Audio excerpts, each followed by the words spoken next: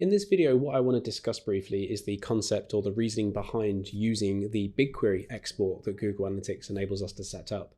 And now this is not going to go into the nuts and bolts and the detail of BigQuery itself. That's for someone far more skilled at BigQuery to talk you through than I.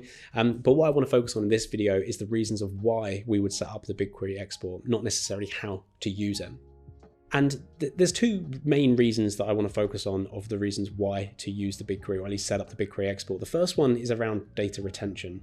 And this is a huge one actually, because storing data is expensive and Google Analytics doesn't want to do that forever. And so Google has this feature called data retention, or a data retention window, where Google keeps data for a period of time and then will delete your raw data. So if you want to keep your raw data, then you have to do it yourself, and using the BigQuery export is the way to do that.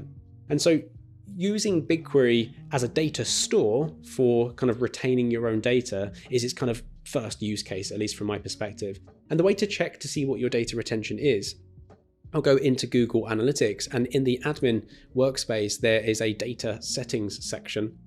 And then within there, there's a data retention area. But going through there, you'll see that we've got the data retention here set to 14 months. But the default in Google Analytics is actually 2 months, and this is on the free version of GA4. If you're paying for GA on the GA360 perspective, then you can get up to 50 months, but it's still not forever, right? It doesn't matter how much you pay for Google Analytics, you're still never going to have forever data retention in Google Analytics 4. And first of all, this is not, before we start getting the sweats or start panicking or anything about around this is only the raw data. This is not affecting the reports workspace data. So total sessions by day, total traffic volumes, conversions, those kind of numbers won't ever be deleted. What this is looking at is the underlying raw data set, the raw event data. And that's where we're using the explorations. So in the exploration workspace, that's where we're pulling from when we're doing those. So the first thing to note is that it defaults to 2 months. You can change that to 14 months or more if you're paying for 360. And what that means is that it's only going to be deleting the raw data after that period of time. Just for example, if I go into our Google Analytics 4 property, we'll notice that we've been tracking Google Analytics for a number of years now, even before Google Analytics 4 came out. And so I can go into my report here, I can change the date range, let's go back a couple of years. And then from here, we can see that we've got data beyond that sort of 14 or even 2 month data retention window. So first of all, let's not panic too much. This is not a new feature for Google Analytics 4 either. This was in the previous version of Universal Analytics as well. So it's not a new feature. So if you want to keep your data forever, then you need to do it yourself, and you have to pay for it, basically. BigQuery is not free, although there is a free tier, but you do have to register a credit card when you sign up. So this is the key thing, is that you might not ever actually pay for it, but you do need to register a credit card so that you could be charged if you do have to pay for it. You have to pay for storage and processing, so the more you store and the more you use it, the more you pay. It's very scalable, it's a very efficient system. You do have to link that credit card, which is a blocker for some people. The last thing I'd mention is that there's no backdating in BigQuery. So once you set up your BigQuery export, it's only going to start feeding into BigQuery from that day forwards. So all I would suggest, my one piece of advice if you stop watching right now, is go set up that BigQuery export right now, because your future self will thank you for doing it. Because by the time you come to a point where you need to use that data, you won't be able to, because if you didn't set up the export, there's no data to look at. And so if you set it up right now, and let's say you come back to it in 12, 18 months time from now, you have a perfect history worth of data to be able to use.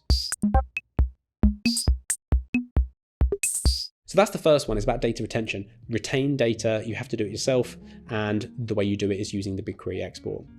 The second one I'll talk about is around activation, and not just activation from a marketing sense. So yes, of course, you can connect, the raw data into ad platforms, believe it or not, that are not Google centric and not within the Google ecosystem. So if I want to activate this data into Microsoft Ads or my CRM or email platform, then this is the way I'd go about it. But the other side of it, again, it's not just about marketing activation. It is also about reporting and analysis and activation. The point there is that if you've got the know-how and the skills and the people, you can do some really clever stuff with this raw data. You can do your own modeling on top of this. You can do your own predictive modeling and your own attribution modeling on this data. You can join it to other data sets. So you can join it to maybe point of sale data or maybe telesales data, and start joining this data together to form a better kind of cohesive data set, not just your website or apps, but bringing in other data sets too. And so this is the way to think about it, is that you can do more than Google does for you automatically within the platform. And so this is the other side of it. It's all about data retention so that you can keep your data, and you have to do that yourself. The other side is about the opportunity of having the data there, and that is the activation side, from a kind of marketing activation, but also a kind of reporting, analysis, and insight activation. There is a little bonus one I'll mention, and that's actually the concept of consent, or lack of consent rather, and what happens to that data. So I'll link off to another video I've done on this subject, but there's a whole feature called consent mode, which sends in the events into Google Analytics with or without consent. But the difference is that it either attaches that user ID, so from the cookie or the device ID, and the non-consented events send in the raw event data, completely floating against no users, no sessions, no anything. Now, those unconsented events are not surfaced in the UIs. You can't see them and report on them in the interface, but you can get them in BigQuery. So you get access to all of the events in BigQuery, regardless of whether there was consent or not. And this is a key, one of my favorite features of using BigQuery, is that I can go and get total events. I can get total purchase events, total page view events. But in Google Analytics UI, I can't. I only look at either the modeled total, if I use that reporting identity, or I look at just the consented data. So it's a really nice little bonus thing. I just threw it in there at the end, but the two main reasons are around activation and retention. Go set it up as soon as possible. If you don't listen to any more, if you just take one piece of advice, is just go set it up as soon as possible. But what I'll do is I'll link off to some resources for you, so that if you wanted to go through the process of actually setting this up, what it means, things about cost and what you can do with the data once it's there, then I'll link off to a bunch of resources in the description of this video. Like I say, it's not a BigQuery chat. This is just talking about why it's important and my suggestion for going to set up the BigQuery export. Hopefully that's useful and you get started with it, really. Like I said, your future self will thank you.